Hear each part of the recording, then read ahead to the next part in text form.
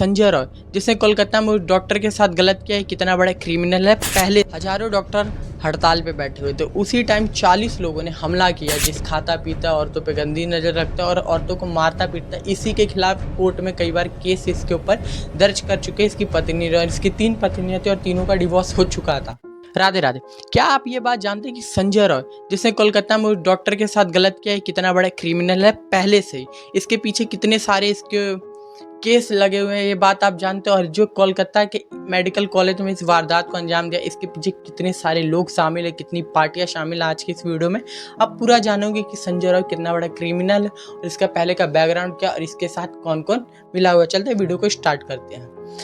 जिस colony type में area में रहता था, वहाँ का भी लोगों ने यही कहा था कि इसकी नीयत बहुत गंदी है, ये खाता पीता औरतों पे गंदी नज़र रखता है और औरतों को मारता पीटता। इसी के खिलाफ कोर्ट में कई बार केस इसके ऊपर दर्ज कर चुके। इसकी पत्नी और इसकी 3 पत्नियां थी और तीनों का डिवोर्स हो चुका था।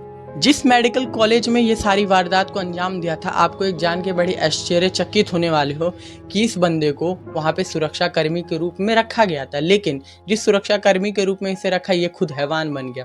सुबह 4 बजे के आसपास 14 अगस्त के दिन इसने उस रूम में दाखिल किया और उनको मारा पीटा और उनके साथ घिनौनी हरकत की। उसके बाद ये निकल गया वहाँ से। लेकिन एक और बात जान के आप बहुत शॉकिंग होने वाले, क्योंकि वहाँ के सारे CCTV कैमरा बंद हो चुके थे। इसके पीछे मास्टरमाइंड किसी का तो था, किसी ने तो इस अंजाम को पूरी तरह से प्लान किया था। तभी तो वहाँ का CCTV बंद और डॉक्टर के कैबिन में कोई घुसा और ना कोई तहकीकात, ना कुछ। और इस बंदे को पहली बात किसने काम पे रखा, ये बताओ। कि इसका क्रिमिनल रिकॉर्ड अगर चेक करा जाए तो एक बहुत बड़ा गुंडा टाइप कह सकते हो। इसके पीछे कई पार्टियां भी थी और ये पुलिस में भी रह चुका। तब भी इन सब चीज़ों के बावजूद भी वहाँ की सरकार, वहाँ की गवर्नमेंट, वहाँ की पुलिस ने इस बंदे को काम में रखा। ऐसे हैवान को सबसे पहले तो सजा मिलनी चाहिए। और दूसरा मुद्दा ये रखते हैं कि सब कुछ हो जाने के बाद जिस एरिया में ये सब कांड हुआ था, उसी की बगल में हम देखते हैं कि सारा तोड़ा फोड़ी का काम चालू हो चुका है। सारे सबूत मिटाने का प्लान चालू हो गया। जब हजारों डॉक्टर हड़ताल पे बैठे हुए थे, उसी टाइम 40 लोगों ने हमला किया, जिसमें पूरी तरह से मेडिकल कॉलेज को बर्बाद किया। इसके पीछे भी एक सोची समझी साजिश। और यहाँ तक कि कुछ डॉक्टरों ने यह बयान दिया कि आज के टाइम हजारों लोग उनकी जान के पीछे पड़े हुए हैं और किसी पार्टी का सपोर्ट संजय रॉय को पूरी तरह से खुला मिल रखा है। मैं लिखित दे सकता हूँ, संजय रॉय को बचाने के पीछे कई सारी पार्टियां लगी हुई है। लेकिन आज के टाइम में आपकी फेवरेट पार्टी संजय रॉय के इस पूरे मामले में नहीं आने वाली। और सबसे मजे की बात है कि संजय रॉय जैसे क्रिमिनल को उसका बैकग्राउंड देखने के बावजूद भी उसको काम पे क्यों रखा गया, इसके पीछे भी एक पूरी तरह से मास्टरमाइंड प्लान छुपा हुआ है। दूसरा रखते हैं, जब ये सारी घटना उनके माता पिता को यह बोला गया कि आपकी बेटी को एक बीमारी है। और किसने बोला था? उसी कॉलेज के प्रिंसिपल ने। और मजे की बात है, जब उस कॉलेज के प्रिंसिपल को रस्टिकेट किया था तो उसके 12 घंटे बाद उन्हें दोबारा उनका पद मिल गया था। लेकिन वो इन सब चीज़ों को दबाना क्यों चाहते हैं, इसके पीछे क्या कारण है, चलिए ये जानते हैं। पहला तो ये कि संजय रॉय किसी पार्टी से मिला है। दूसरा से उसका संबंध ज़्यादा ही खास है, तभी उसको कोई ना कोई बचाना चाहता है। तभी 40 लोगों ने हमला किया।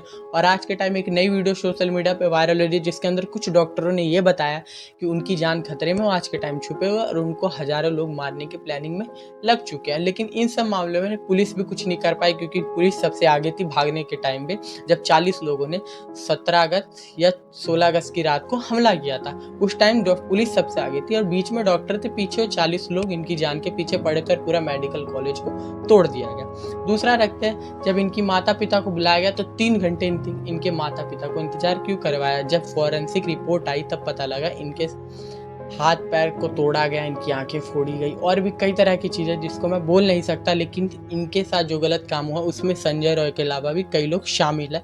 ये पूरी तरह से मेडिकल रिपोर्ट में दिखाया जाता है। आपको एक चीज़ भी जान के बड़ी शॉकिंग होगी कि जो कॉलेज का प्रिंसिपल था, आप कह सकते हो, उसके ऊपर भी कई सारे मुकदमे चालू लगाए गए वहाँ के एक अध्यापक द्वारा। लेकिन संजय रॉय की एक बात आप जानने वाले हो कि संजय रॉय उस मेडिकल कॉलेज में लोगों को एडमिशन करवाने के लिए घूस लेता था। ऐसे क्रिमिनल के ऊपर जब पहले से कई सारे केस लगे हुए, तो उसको नौकरी कैसे मिल सकती है और 4 बजे वो कैसे कैबिन में आ सकता है? मतलब इसके पीछे किसी का मास्टर प्लान है। तभी तो CCTV कैमरा तोड़ा गया। अगले दिन सारे सबूत मिटाने के लिए वहाँ पे कंस्ट्रक्शन का काम चालू कर दिया। सारा कुछ उसके पीछे सपोर्ट लग गया, इसके पीछे पार्टियां लग गई इसको बचाने के चक्कर में। लेकिन आप और हमारी जिम्मेदारी है उस जैसे 2 कौड़ी के गुंडे को फांसी लगवाना। इन लोगों की औकात इनको वास्तव में दिखानी पड़ेगी। इसलिए इस वीडियो को जितना हो सके शेयर करें। बाकी जय श्री राम, राधे राधे।